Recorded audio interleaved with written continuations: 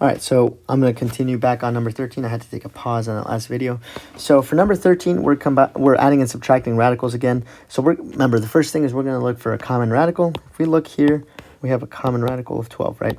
So when we have a common radical, we can just combine the coefficients. So the coefficient here is -1. So -1 plus 2 is just +1 times the square root of 12, right? We don't have to write the 1, though, because anything times itself is just, or 1 times anything is just itself, right? So now we're left with 2 times the square root of 18 plus the square root of 2.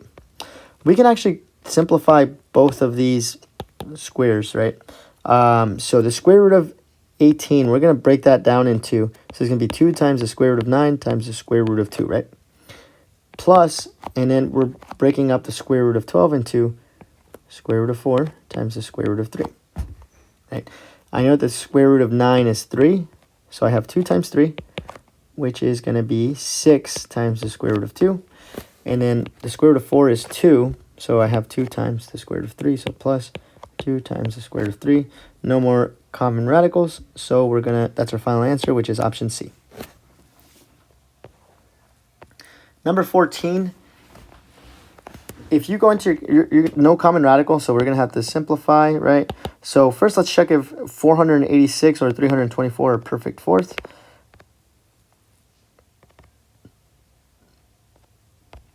The way that you're going to do that is you're going to click the math button and you're going to go to option 5.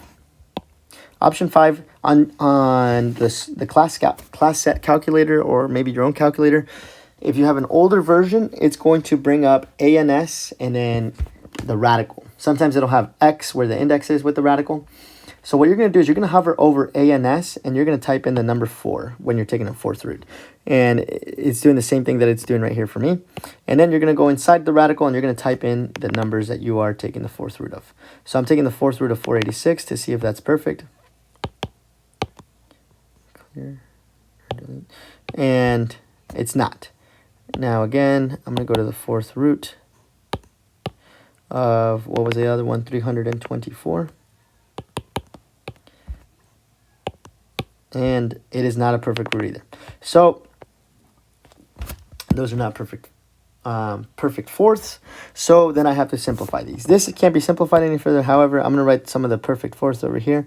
So 1, 16, 81. These two numbers are evenly divisible by 81. 486 and 324 divided by 81. So you get 6 and 4, right? So we're going to split both of these up, right? So this becomes 3 times the fourth root of 81 times the fourth root of,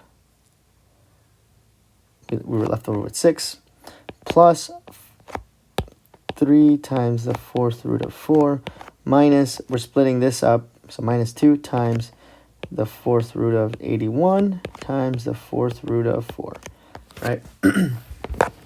So when we simplify this, we're going to have, we know that the fourth root of 81 is 3. So let's go ahead and write that in. So now we have 3 times 3 times the fourth root of 6. So 3 times 3 is 9. So I have 9 times the fourth root of 6.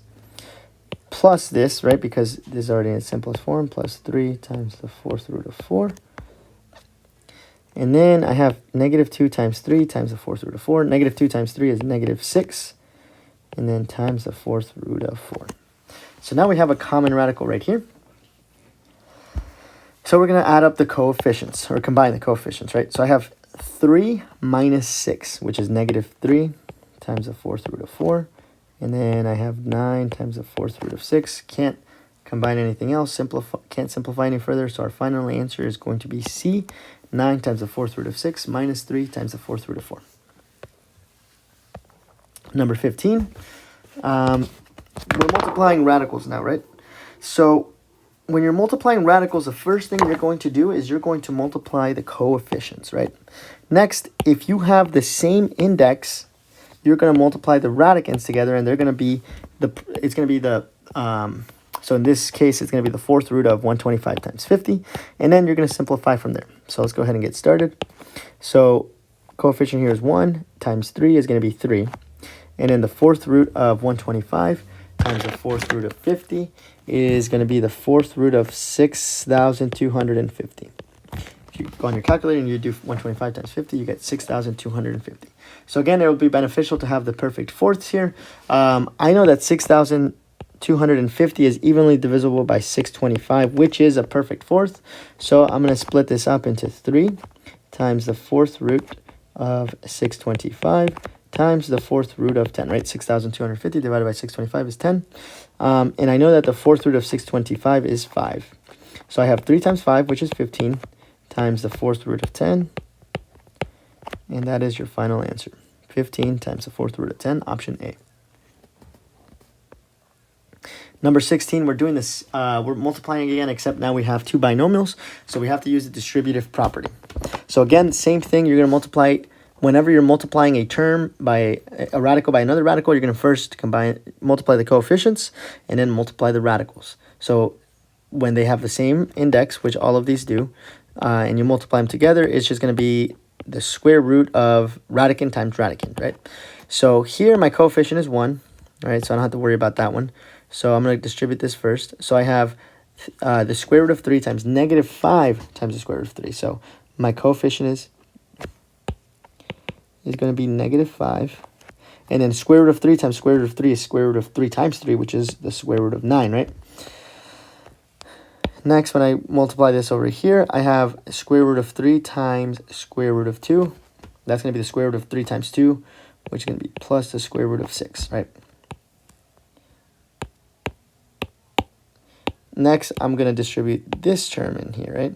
So first, we multiply the coefficients. Negative 3 times negative 5 is going to be negative 15. Oh, sorry, positive 15, right? Because negative times a negative is a positive. And then the square root of 2 times the square root of 3 is going to be the square root of 6, right? 3 times 2. And then we have negative 3 times the square root of 2 times the square root of 2, which is going to be minus 3. And then times the square root of 4, right? Because that's 2 times 2 is 4. So now let's go ahead and simplify some of these, right? The square root of 9 is 3. The square root of 4 is 2. So let's rewrite this. So negative 5 times 3 is negative 15.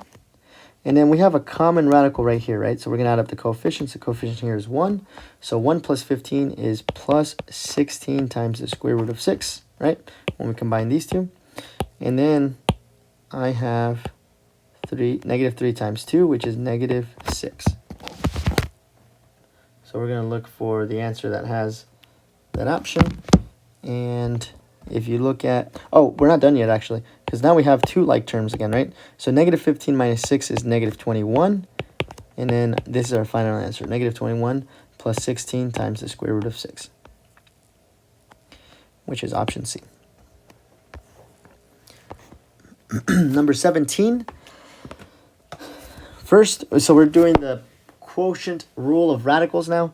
So the first thing when you're dividing radicals, you're going to first divide the coefficients. So 3 divided by 3 is just 1. So we don't even have to write it, right? And then this could turn into the square root of 10 divided by 9. However, 10 is not even evenly divisible by 9, so it doesn't benefit us to do that at all. And you might notice that the square root of 9 is a perfect square, right? So this is the square root of 10, and then the square root of 9 is 3, right? So then this is our final answer because we can't simplify after that, which is option A. Now on the test, let's say that you have, we're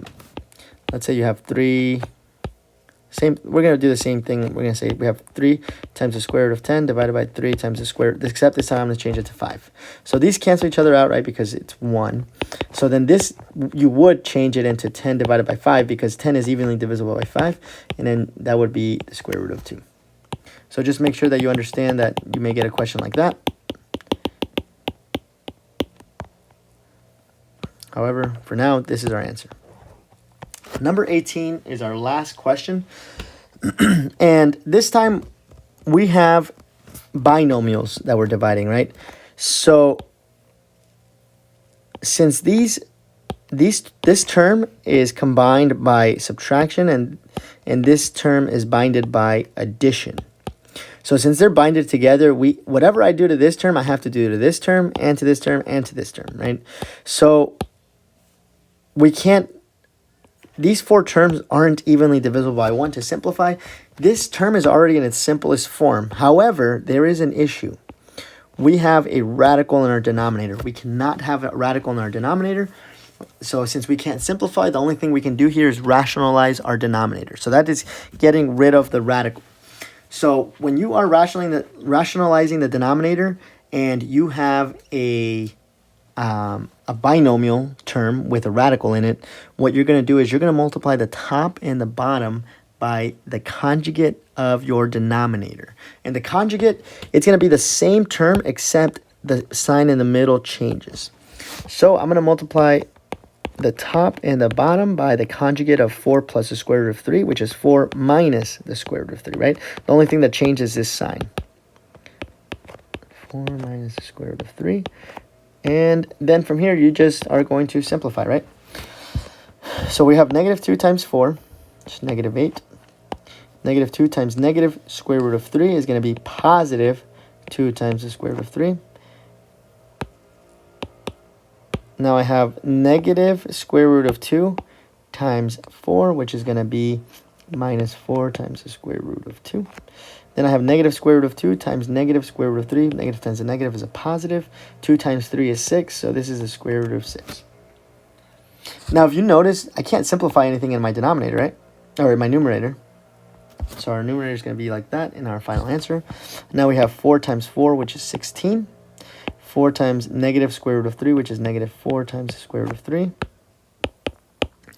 Then I have square root of 3 times 4, which is plus 4 times the square root of 3.